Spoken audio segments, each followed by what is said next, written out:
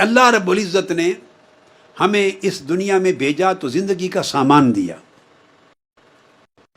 ہمیں نفس دیا، ہمیں قلب دل دیا، ہمیں روح دی، ہمیں عقل دی، سامان دیا جس کے ساتھ ہماری زندگی چلتی۔ کچھ چیزیں نفس کے ذریعے ہوتی ہیں، کچھ چیزیں قلب کے ذریعے، کچھ روح کے ذریعے، عقل کے ذریعے۔ جسم آیا تو جسم تو خاک میں چلا جائے گا، باقی چیزیں اللہ کے ہاں چلی جائیں گی۔ جب آپ قبر میں رکھیں گے میت کو تو جسم خاک سے آیا تھا اور خاک میں چلا جائے گا، مل کے گھل کے ختم ہو جائے گا۔ روح اللہ کی طرف سے آئی تھی، اللہ کی طرف جانی۔ آپ ایک روح پر ہی کنسنٹریٹ کر لیں نا تاکہ آپ کو سمجھنا آسان ہو جائے۔ جسم اور روح دو چیزیں ہیں۔ جسم آپ آنکھوں سے دیکھتے ہیں، آپ مٹی میں رکھ آتے ہیں، مٹی میں مٹی ہو جاتا ہے، ایک عرصے کے بعد ختم ہو جاتا ہے، خاک بن جاتا ہے۔ روح نہیں خاک ہوتی، روح اللہ کے ہاں چلی جاتی۔ تقویٰ کا معنی یہ ہے کہ اللہ رب العزت چاہتا ہے میرے بندے، جب میں نے تجھے دنیا میں بھیجا تو نفخت فیہ من روحی، میں نے اپنی طرف سے روح دی تھی، تمہارے اندر روح پھونکی تھی، میں نے تمہیں روح دی۔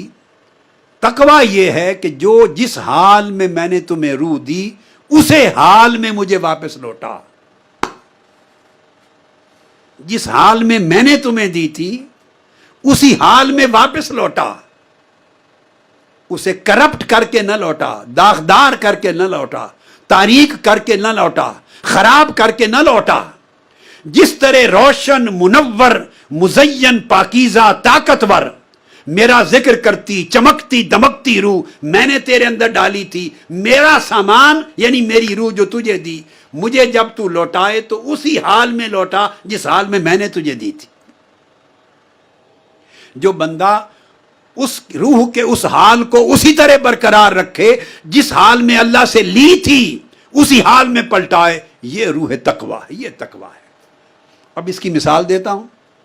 آپ ٹیکسی لے آتے ہیں، کار لے آتے ہیں کسی دکان سے کرائے پر، تو جس سے لاتے ہیں قاعدہ کلیہ ہے کہ نہیں کہ اسی حال میں واپس لوٹائیں؟ بولیں۔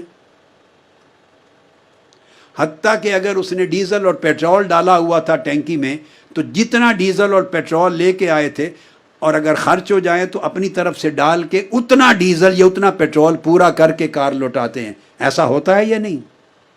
ورنہ مالک کہتا ہے اگر کار کو آپ توڑ دیں، نقصان کر دیں، کہیں ڈینٹ لگا دیں تو آپ کو پے کرنا پڑ جاتا ہے۔ وہ پے کرنے کو عذاب کہتے ہیں، وہ سزا ہے۔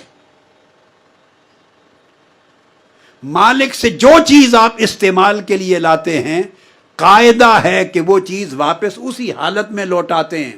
اگر خراب ہو گئی تو اس پر سزا ہوتی، جرمانہ ہوتا ہے۔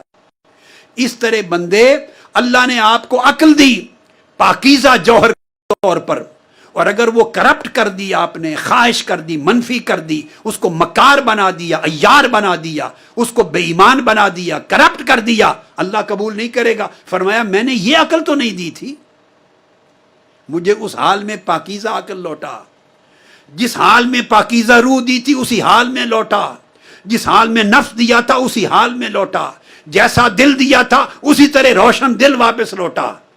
لہذا جس بندے کو یہ فکر رہے کہ مجھے اللہ نے یہ امانتیں دی ہیں، میں تو کرایہ دار ہوں، میں تو استعمال کر رہا ہوں، اللہ نے استعمال کے لیے دی ہیں، مالک نہیں بنایا۔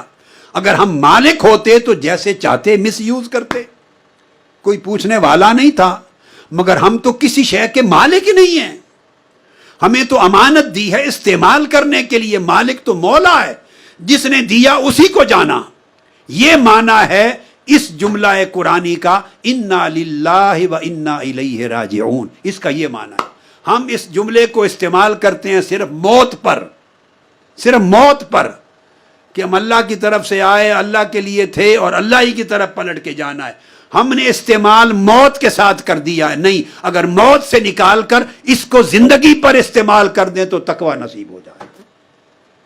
ہم اللہ کی طرف سے آئے اور اللہ ہی کی طرف پلٹ کے جانا ہے۔